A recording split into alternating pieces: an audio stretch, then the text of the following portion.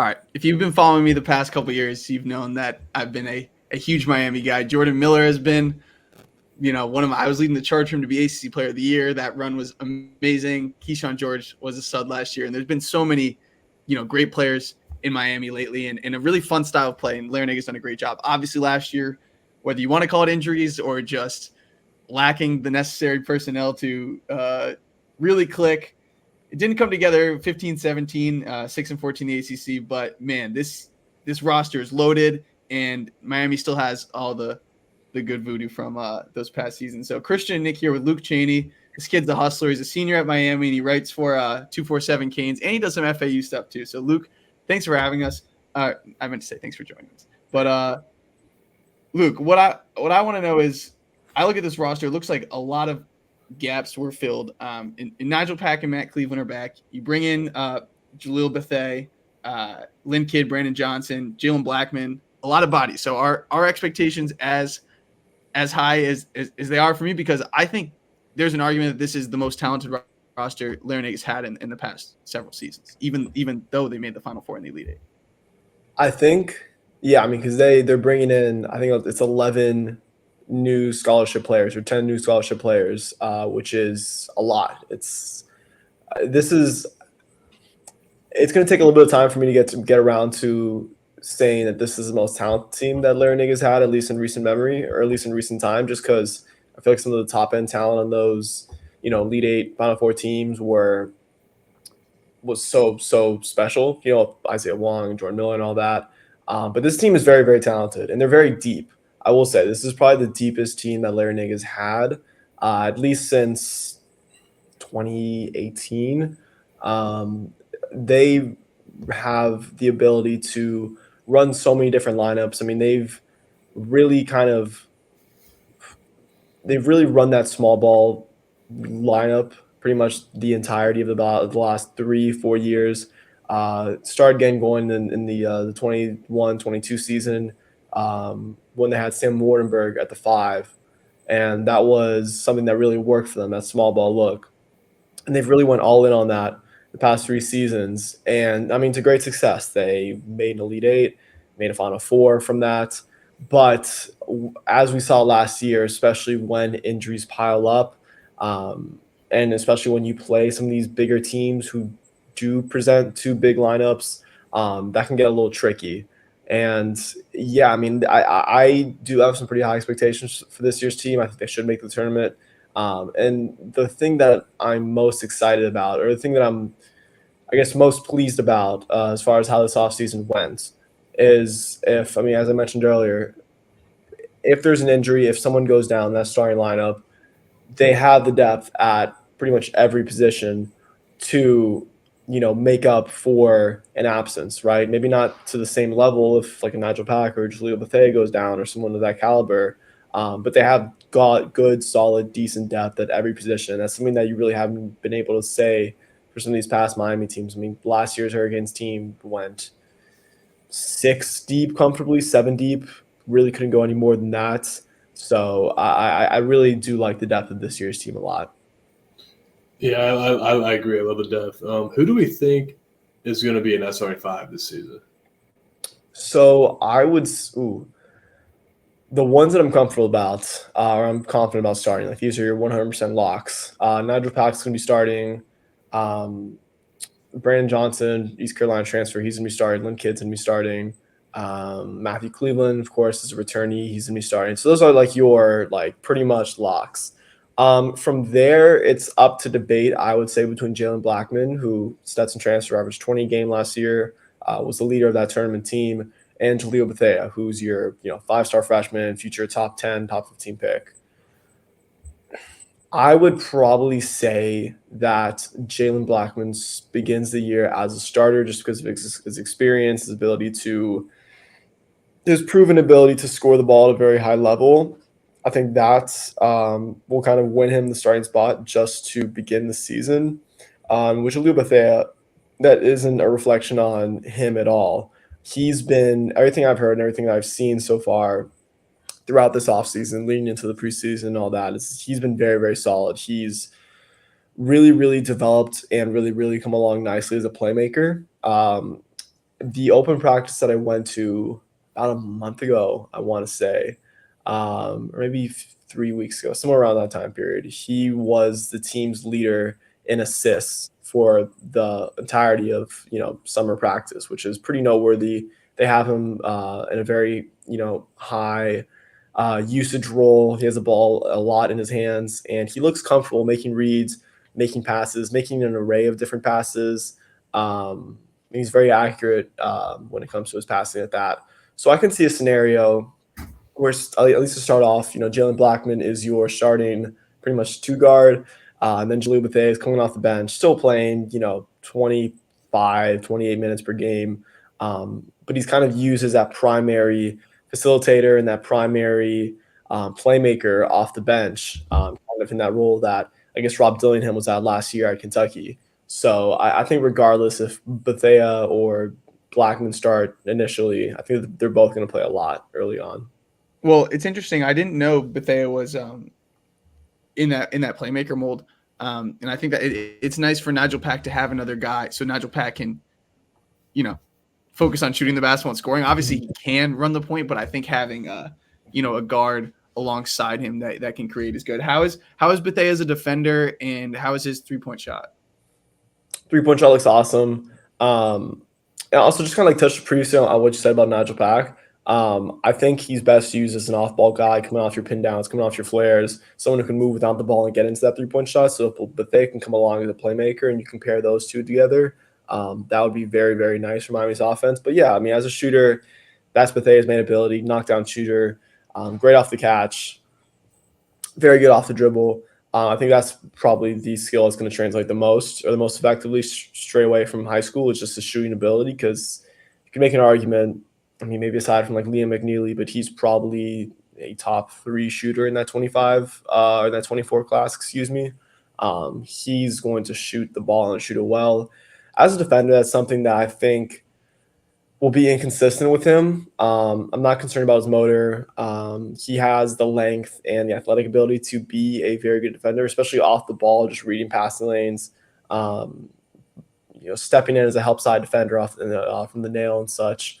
But I think his frame, he's a bit thin, which I think early on, especially, as he's targeted by bigger guards, or if he switched on to a bigger forward, or even a post player, you could see him struggle a little bit, just in the sense that, hey, he doesn't have the body just yet to compete with some of these guys. So I think defensively it'll be up and down, as it is for all collegiate freshmen. I mean, I think that's an area that Bethea might struggle in a bit early on in the season, or just might be inconsistent in. But as he gets more and more adjusted to the speed of college basketball, I think that's something that he will continue to grow in as the season moves along. And something you mentioned in the beginning was the small ball, right? It's obviously been so successful, and Miami continued to outperform expectations, because people kept thinking, oh, like they're playing Carolina, who's going to guard Armando Bacot, and like stuff like that. But the way that they would hard hedge on screens, the way that they would trap in the post, and the way that they were so good at scoring the ball, like it continued to work. But the irony is you said this, and I agree, but you're like, it started with Sam Wardenberg. Sam Wardenberg was huge. It was he would hard hedge and be super mobile as a big, and yes, he could get knocked around a bit. Like, he wasn't super thick. But like, Norchad didn't have to be small to play the way he did. Norchad was just like, he played so much bigger than he was. But I guess what I'm getting at here is like, having Lynn Kidd and Brandon Johnson come in, like, what's so good about Johnson entering the starting lineup is like, Cleveland can be more of a 3 instead of a 4. Like, I feel like the vision was for him to kind of be Jordan Miller, but like, guess what? No one's going to be Jordan Miller. Jordan Miller was just superhuman, and I think he's going to ball in the NBA this year. But what I'm getting at is Lynn Kidd is super mobile at his size, and Brandon Johnson is super versatile as a 6'8" guy. So it's like, I feel like Larinaga will still be able to have this defense that plays, super aggressive in these ball screens, that loves to, be in that scramble and force turnovers. But it's like, the personnel it's just a little bigger now, and Norchad doesn't have to be superhuman, and Norchad doesn't have to be on his best behavior, trying not to get in foul trouble every game, and like, you do have a little bit of depth behind him. So that's why I'm excited about this team. I don't think Larinaga has to ditch a lot of the great stuff that he's done the past few years, just because it's not teeny tiny small ball. That was my point I wanted to make on that. Lynn Kidd is the guy that I thought was super underutilized at Virginia Tech. Like I think he's a really good post scorer. What have you been hearing about his summer and Johnson as well? Because I didn't watch a ton of East Carolina, but what I think he seems like a really good player. Yeah, I mean, Lynn Kidd is. I mean, you said it. He's such a terrific post scorer who was probably underutilized a little bit at Virginia Tech. But he's, I mean, offensively, when he has the ball in those one-on-one situations in the post, he's going to kill. Right? He's so skilled, so technically sound, has a great touch around the basket. And apologize, there's like a phone going on in the background. Then Brandon Johnson, I remember watching him in that open practice. He looked bigger than I expected him to look. Right? I mean, like bigger in the sense that a bit taller, maybe a little bit more, maybe a little more lean than I expected from him, but still very good size at around that 6'7.5", 6'8" range. And you really said it well. I mean, with those two guys, especially defensively, you have the flexibility and the versatility to present yourself with so many more defensive looks than you had, right? Like, hey, with Lynn Kidd, he's your more traditional five. You want to play in a drop, you want to play at the level, you can do that, right? Or hey, you can shift Brandon Johnson to the five, or put in Kyrie Huey off the bench, who is more of your high motor, scramble like big, and hey, you want to trap, you want a hard hedge, boom, you can do that. You want to trap ball screens, you can do that. They have the ability to be so multiple in their defensive coverages, which I think is really, really key. Because last year with Norchad Amir, he had the athleticism and the body stature to do a lot of that, but you didn't really have any, I want to say worthwhile, but you didn't really have any dependable backup big behind him. So It was a mess with Anthony Walker and some of those guys past couple. Yeah, dude. I mean, just you didn't have consistency behind him. So when Norchad got into foul trouble, which he did very, very often, it's like, hey, Norchad just picked up 2 fouls in the first 6 minutes of the game. Like, we can no longer, okay, if our plan coming in against North Carolina was to hard hedge the crap out of RJ Davis and then scramble and get back and kind of show them so many looks to recover on Armando Big Cut. You can't do that anymore because Omir has 2 fouls, and it's like you have to play a much more conservative style defense. And this Miami defense is at their best, and Larinaga is at his best when he can coach aggressively and when they can get out and run.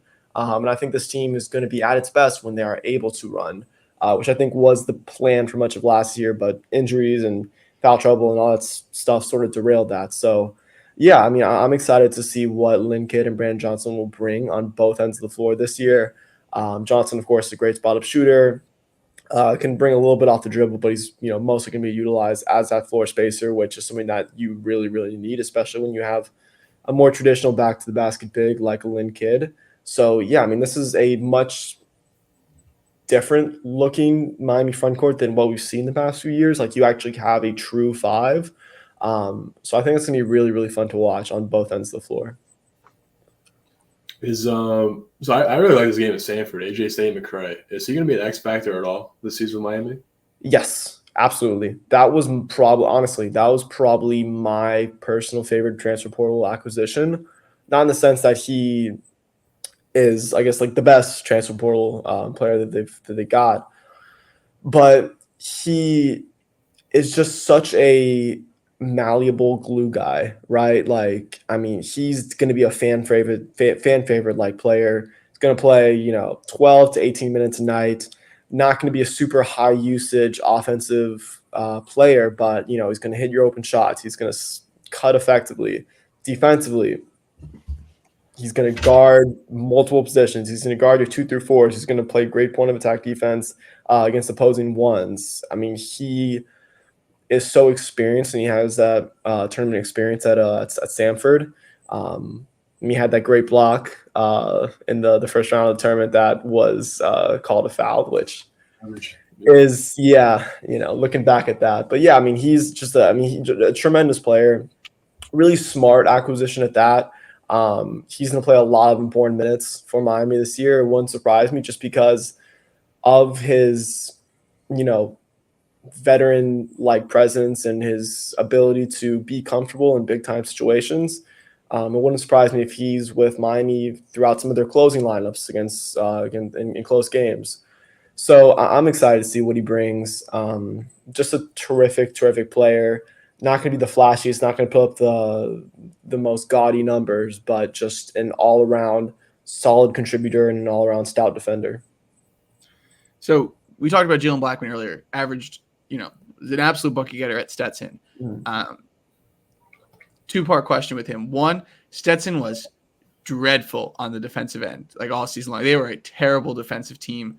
How do you think he is ready to defend at this level? Have you heard anything about that adjustment? I assume that's going to be the toughest adjustment because he is a very skilled guard and bucket getter. And then I guess part two of that is you said that you think he might start over Bethea. I have a tough time thinking Bethea is not going to start, just considering how highly touted he is.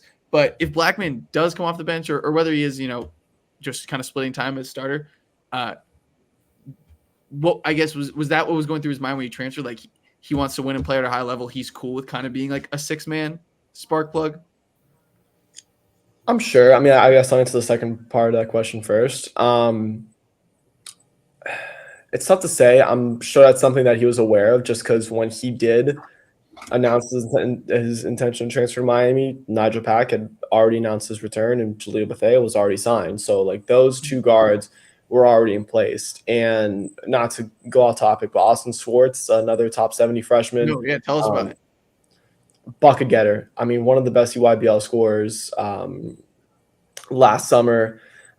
Just like got a little bit under the radar, I feel like, just when we're talking about this Miami team, because it's such a talented guard room. Jaleel Bethea is obviously the most well-known name in that freshman class, but he is truly a bucket getter, and he's going to play on this Miami team. I really expect that, especially because of his shooting ability and shot creation ability and all that. But with Blackman, I mean, a very good point you mentioned about his defense, because that's something that's, I honestly, I haven't heard much regarding his defense, positive or negative, so I don't want to make any claims, but yeah, that's something that last year at Stetson, I mean, he is we'll say it, I mean, he's an undersized 2 guard, and he was on a very bad defensive team in Stetson. So I think that's one thing when you're looking at a Pack Blackman backcourt is like, yeah, like these two guys are bucket getters. These two guys can score the ball, especially Blackman. I mean, he brings a level, or he brings, an ability to score at 3 levels that Hurricanes really didn't have last year, which is one of the major reasons why I think they struggled as much as they did. And Blackman can, score the basket, score in the mid-range, score behind the arc and such.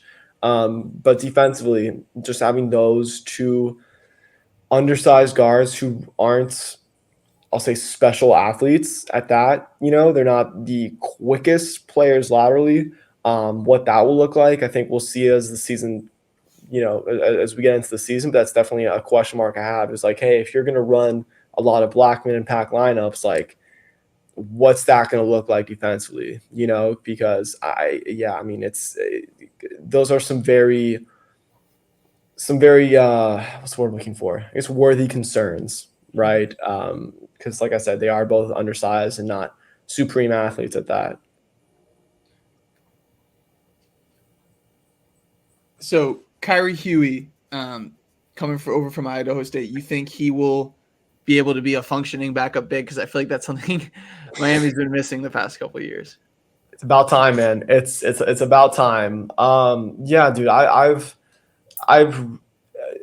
that has been one of my major criticisms or major critiques of Miami's roster building over the past few years, and for the most part, it's been very good. And they put pieces together for some really good teams, but their inability to effectively find backup big minutes to, at first, Sam Wardenberg, and then of course Norchad Amir for the prior 2 seasons. Anthony Walker for the 22 and 23 seasons, like he was fine, right? But he's Fine's generous, but continue.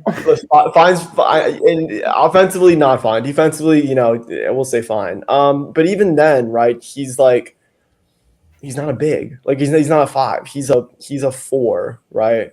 Who plays mostly out on the perimeter. So you really didn't have anybody who can successfully play that 5. They tried, giving AJ Casey those minutes. He's not really a 5 either, right? Like the only Michael Nwoko last year was like the only true five they've had coming off the bench. And I mean, listen, he was a freshman. He had some troubles offensively early on in the season, which is very expected. Bigs usually aren't.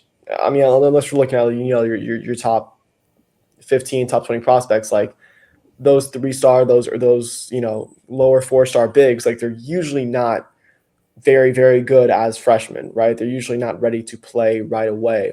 So I think it was very smart for Miami to, enter the portal and pick up, a center in Kyrie Huey, who is not going to put up the craziest numbers, but he's been around the block. He knows how to play center at the college level. He knows, where he's supposed to be on the floor. He has good hands. He's athletic. He's not the biggest, but I mean, or not the tallest, excuse me, but I think he's like 6'9". He has a pretty good frame to him as well. And I mean, we see in practice, or I saw in practice, like the competition between Lynn Kidd and Kyrie Huey was very notable, right? I mean, obviously Lynn Kidd's the taller, the more talented player, but Kyrie was competing with him and giving him a hard time on every play, and that not only breeds competition in practice, but it also, I think, gets Lynn Kidd ready for the games, right? Because I mean, Kyrie Huey is a pretty high caliber backup big. So yeah, I mean, I think that he'll bring a lot when it comes to his defensive abilities. I think he's a good box. He's good at boxing out. He'll bring a bit as a rebounder. And he'll bring consistency at the backup 5 position, which is something, like I said, they've really, really lacked. Couple quick hairs before we get you out of here. One thing I think was just such a strong reason why those teams made those runs in the past couple of years were chemistry and leadership. And whether it's Charlie Moore or Jordan Miller as vocal leaders, or guys like Wong, by example, do you think is Nigel Pack seems kind of like a keep to himself kind of guy? Like, is Matthew Cleveland that guy? And my one hesitation with him is Matthew Cleveland's like never been a winner at the college level, and this is his 4th year. Like, is that a good thing that Matthew Cleveland's leader, and is he the leader? So that was definitely one of the things with last year's team that I think derailed them a bit, in that they really didn't have a very comfortable vocal leader, right? Because Nigel Pack and Matthew Cleveland, they are more of your quiet, stick to themselves like guys, or at least they were last year, right? And like their most, from what I heard, like their most, we'll say, vocal leader was like a Bensley Joseph, right? Yeah, that makes sense. So looking ahead at this year, from what we've seen, Nigel Pack seems to really be stepping up into that vocal leader role. So it's a role that he's become more comfortable in. I mean, it's something that he really didn't have to do, in his first season at Miami, because you had a Jordan Miller who was your end all be all leader. I think Nigel's really grown in that role. And you bring in just a lot of other veterans who are used to being in more of those leadership roles. I mean, Jalen Blackman, Kyrie Huey. It's a very old team, right? I think they have 6 or 7 seniors, I want to say. 5th-year seniors at that too. Yeah, I mean, you have a lot of guys who've been playing college basketball for a very, very long time. And even like a Yusuf Basama, who, a late transfer portal addition from Yale, not going to play much, but I mean, he's been in college basketball since 2020. He's been around some very successful locker rooms in Yale who have gone on to, make the NCAA tournament and win the Ivy League and all that. So you have winners, you have guys in the locker room who have, maybe not to the level of Elite Eight, Final Four, but you have guys who have been there before as far as winning their respective conferences and all that. I think you have a good mix of young guys and veterans, to where I don't think a lack of a leader or a vocal leader will be as much of an issue this year. I mean, I want to see who eventually steps up, or who will step up as the season moves forth. But I don't think it'll be as much of an issue as what it was last year, to where it was I don't want to oversell it. I don't want to I don't want to be hyperbolic right now, but I mean, yeah, I mean, it was something that I think they lacked last year. Well, I was I've been excited about this roster all offseason because I think it filled a lot of the gaps that they've had in past years in terms of just some of the depth and some of the defensive issues. But yeah, there still are some things to figure out in terms of just role allocation and minutes for everyone. But and also just kind of like a 1v1 bucket getter in a way, because like sometimes McGusty, Wong, some of those guys were so good at that. And like you have capable guys in Cleveland Pack, Blackman, and hopefully Bethea. So and we didn't mention Paul Jobe. He was actually decently solid when he would get minutes last year. But all that to say, Miami's got a lot of guys. They got the NIL money to bring the talent in, and they've got a great coach in Larinaga. So Luke, thank you so much for joining us. Really appreciate your insight onto this roster, and we'll see if the Hurricanes can reach similar heights to past seasons this year. Yes, sir, man. Thank you so much for having me.